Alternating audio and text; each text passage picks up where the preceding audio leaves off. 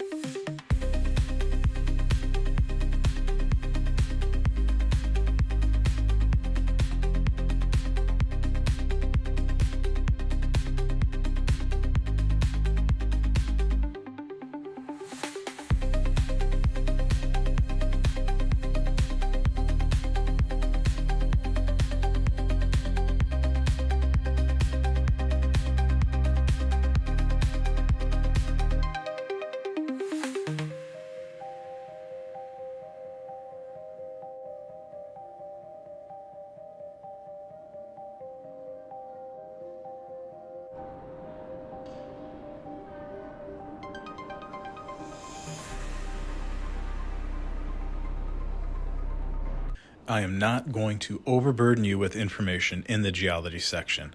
I am simply going to show you pretty rocks. If you want to know more about them, well, that's up to you.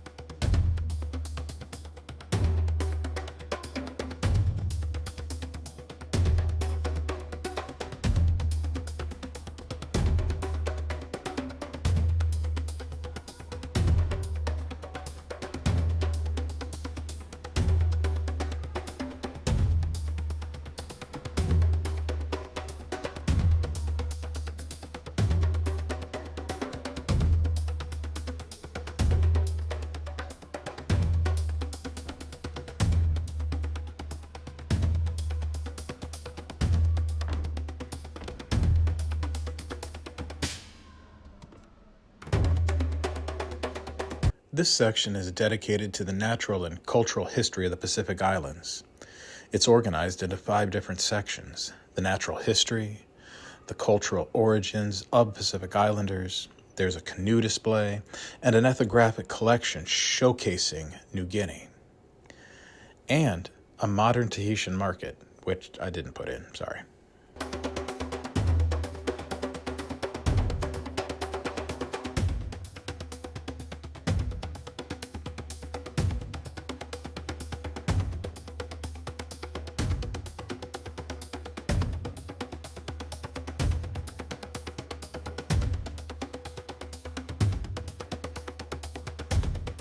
It is said that the majority of the collection was gathered by curator Albert Lewis, and the modern display is built upon that desire to portray cultures as living and participative. I hate the reflections in the glass, but if you've got it under glass, it tells me it's fucking authentic and you don't want it damaged.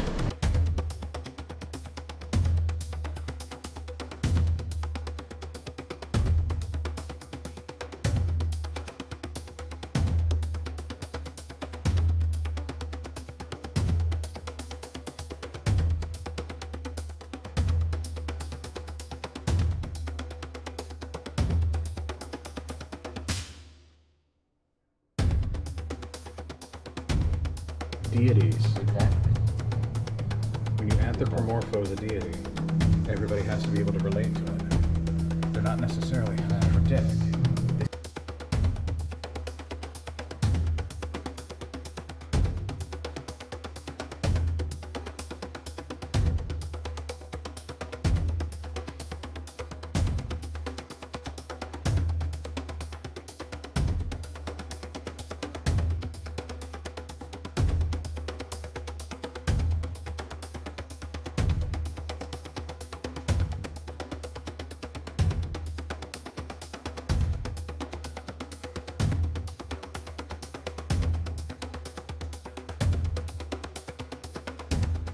Raptor-clutching serpent motifs. You will see them all over the world, representing the dichotomy of life and death, heaven and earth, all those good things.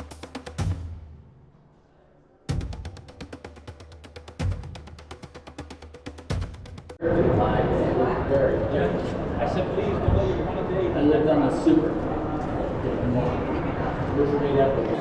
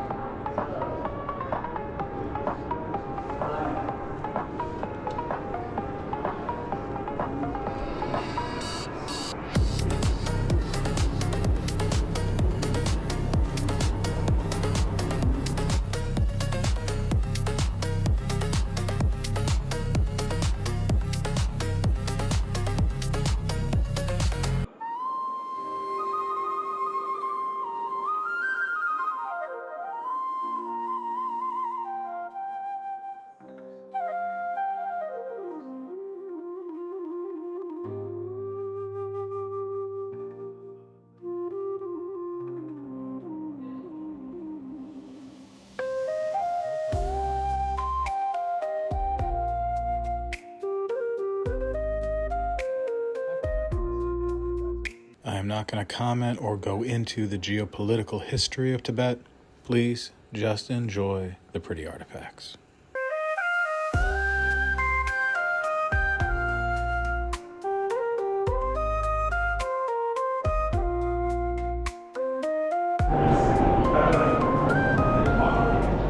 Did you want to do that for dinner? You want to do the Himalayan for dinner? I'm thinking, yeah. Because that's not something either one of us get very often. She is though now. She is. I know it is. She said the same thing that everybody been saying, Ma.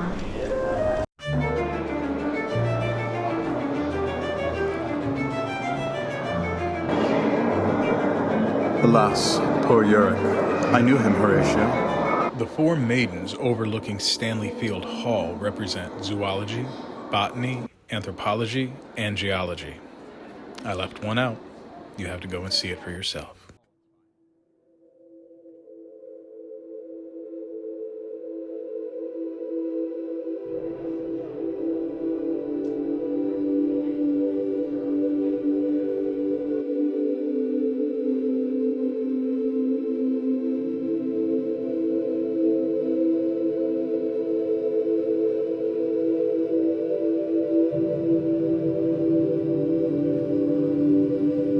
A wonderfully anthropomorphosed graphic. Whoever came up with it, let it be known, I tip my hat to you.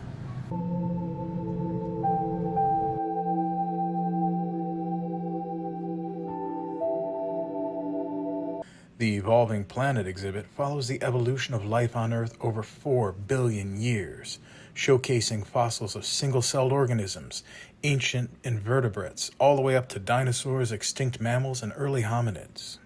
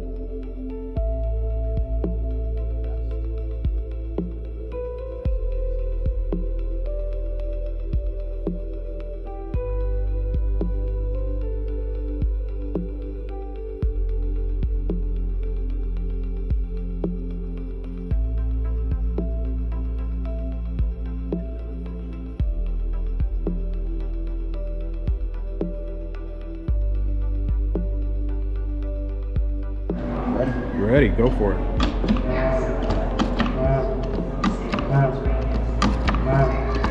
Let's make love.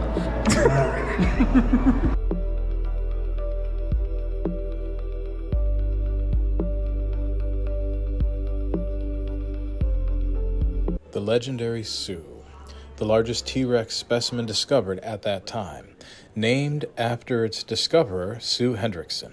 The 67-million-year-old fossil stands 13 feet tall and over 40 feet long.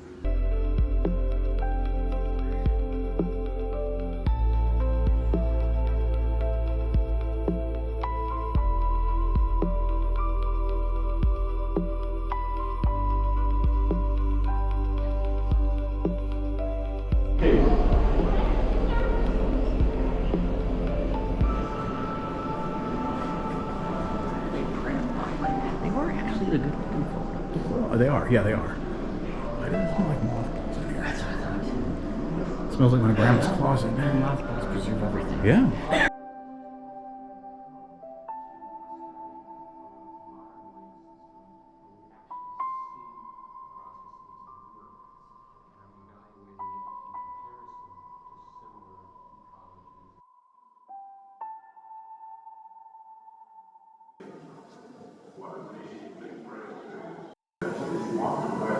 Even on my lunch break, shit happens. I just got to sit down to eat.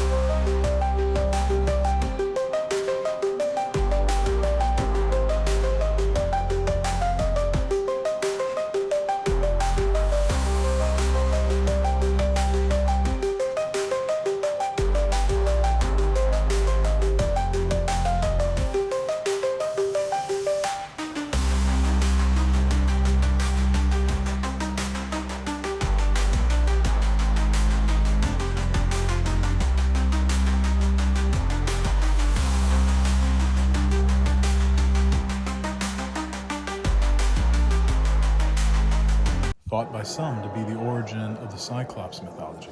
It's difficult to argue with when you look at that sinus cavity. We are overdue for one of these. Yeah, you ain't lying. Very overdue.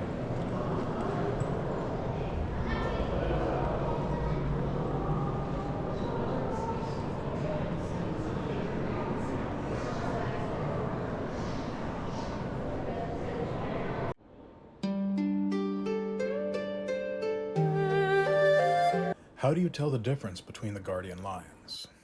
The male foo dog represents yang, and his right paw rests on a ball symbolizing the earth. The female represents yin, and her left paw rests on a cub, representing protection.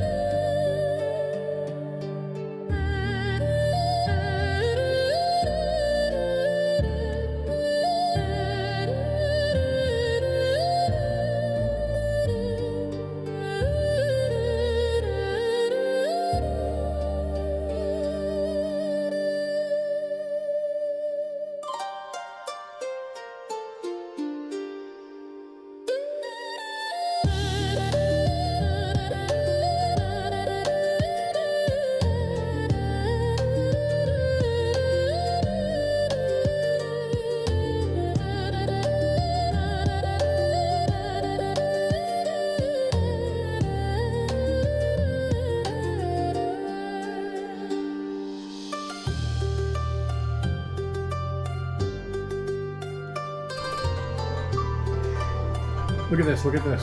Yeah, see it. Yeah, the lines. Yeah.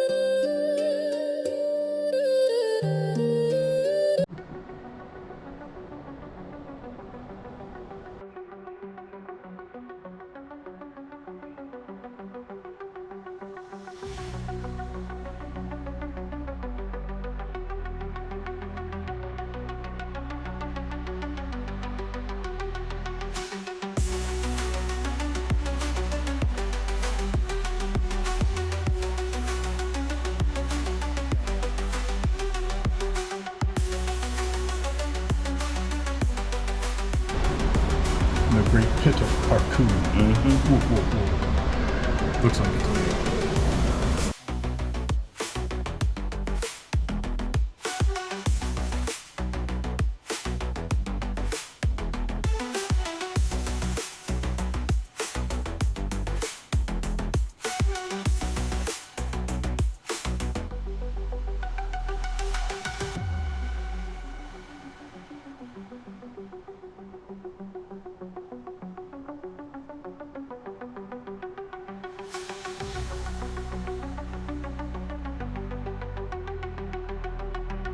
The Races of Mankind is a series of 104 sculptures created for the Field Museum by artist Malvina Hoffman, based on her travels around the world and her book, Heads and Tails.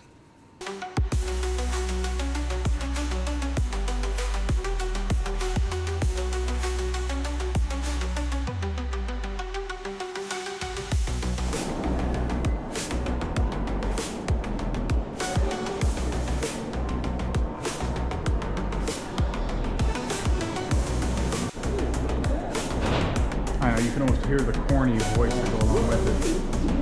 Yep.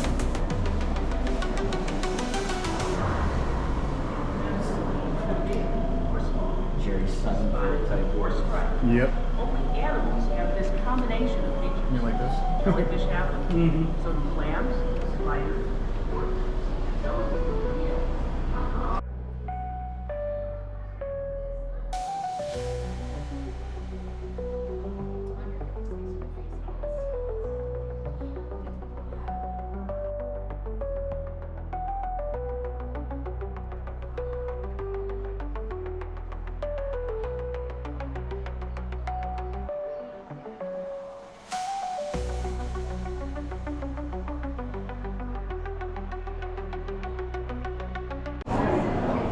All right, I'm gonna show some, I'm gonna record some, but there's only one drawback, I think personally, to the Field Museum, and it is just the taxidermy is extremely excessive.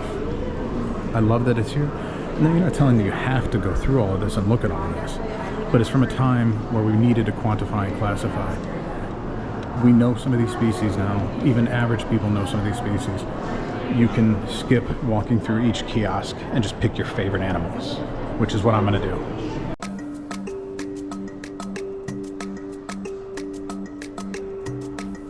Impressive as all hell. Especially this thing. I mean, this thing's a beast. Yeah.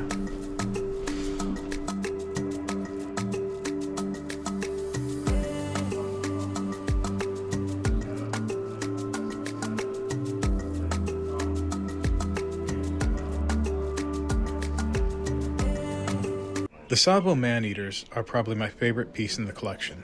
They are a pair of male, maneless, man-eating lions from the Tsavo region of Kenya.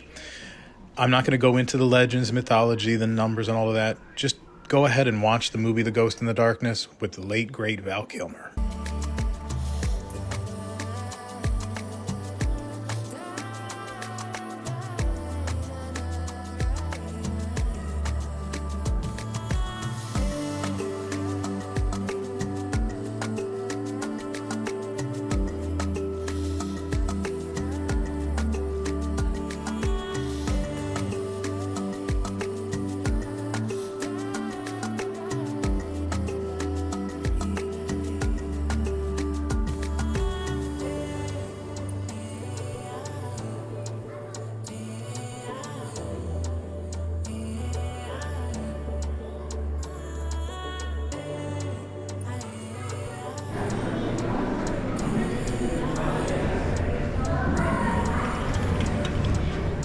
You're damn right.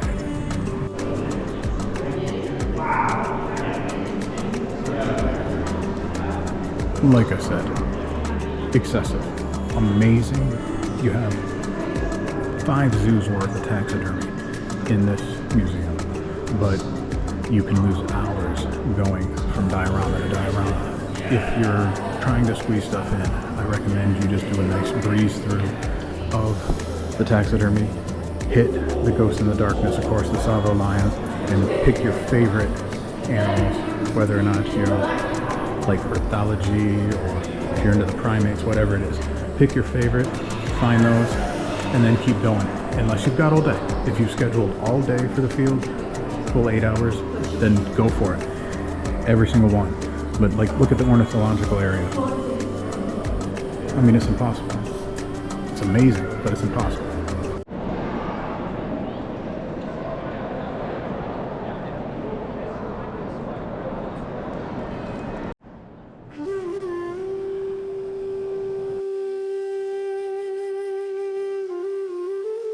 The ancient Americas displays 1,300 years of human culture in the Western Hemisphere, where hundreds of diverse societies thrived long before the Europeans arrived and, well, did what they did.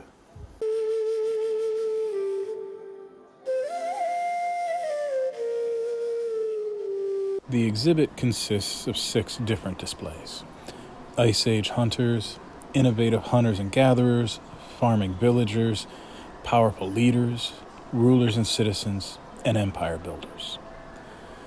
You walk through chronologically, beginning with the Ice Age and ending with the Empire Builders.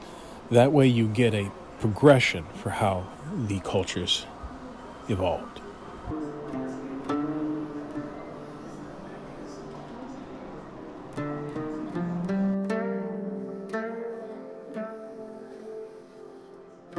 Having been there, what, just 3 months ago? Nothing like this. Over there, where that standing wooden hinge is a scrapyard next to it.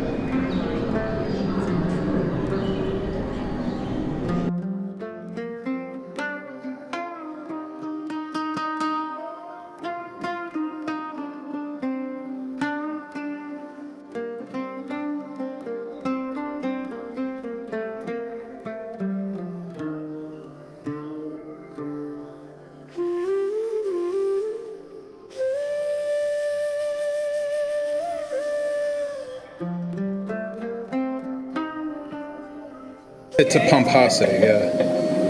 Alright, talk to you later.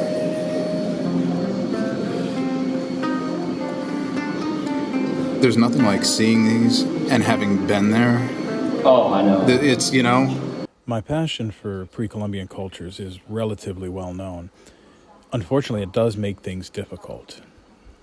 Case in point, between my visits to the field, I have been to many of the civilizations that are featured here. Well, the remnants of them, that is. It makes it difficult to enjoy a diorama or a mock display when you've actually trod on the stones in person. But still, it's a wonderful access for people who don't have that as an option.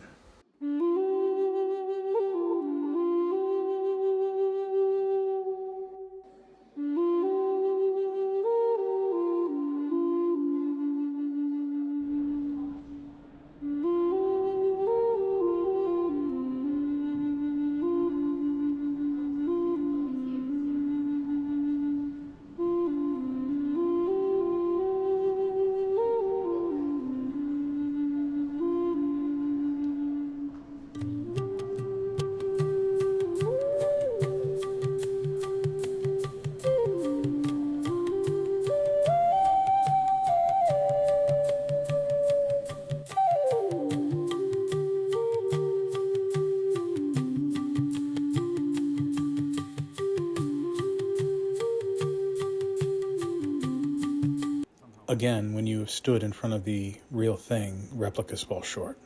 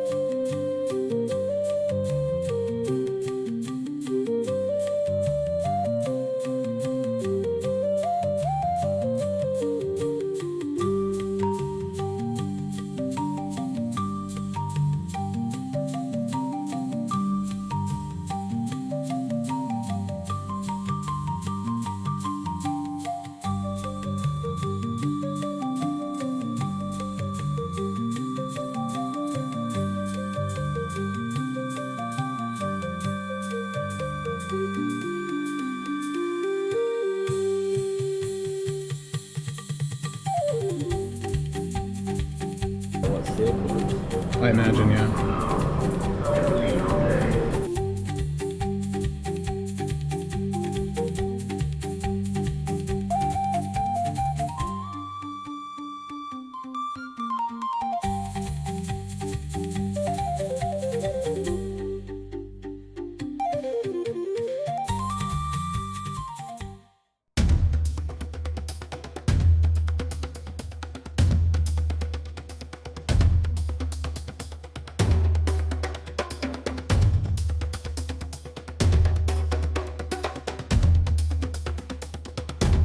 The word totem is a bastardized Algonquin word, which I will not butcher further by trying to pronounce myself. Now, the carvings, they can symbolize anything. They can commemorate ancestors, they could be cultural beliefs, family legends, cultural lineage, notable events. They can even serve as welcome signs or architectural support. The thing to remember is that they are not worshipped. They're not an idol. They're not something that all the peoples kneeled in front of and prayed like it was a cross, okay?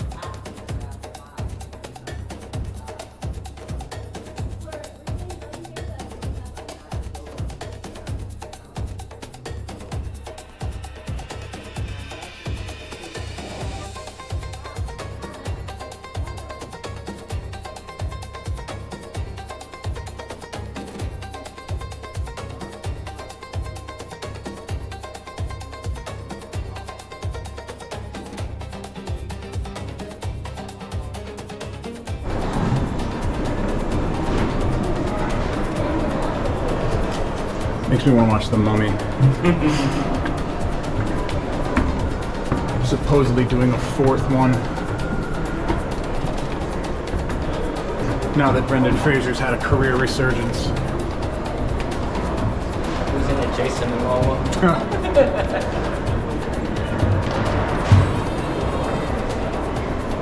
Pedro Pascal.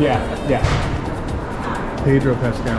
Inside Ancient Egypt provides the visitor with an immersive glimpse into what life in ancient Egypt may have been like. On display are 23 human mummies and an assortment of animal mummies. The exhibit itself is a replica of a 5th century pharaoh's tomb. Also on display are artifacts of everyday life and nods to the pantheon of the Egyptian gods, the Aeneid, and all the other subsequent groupings that exist. Subsequent groupings, Nick? Yes, subsequent groupings. We're talking about a culture of over 3,000 years. We have the early dynasties, the Old Kingdom, the Middle Kingdom, and the New Kingdom. Trust me, that allows for a lot of subsequent groupings of gods, deities, and who knows what else.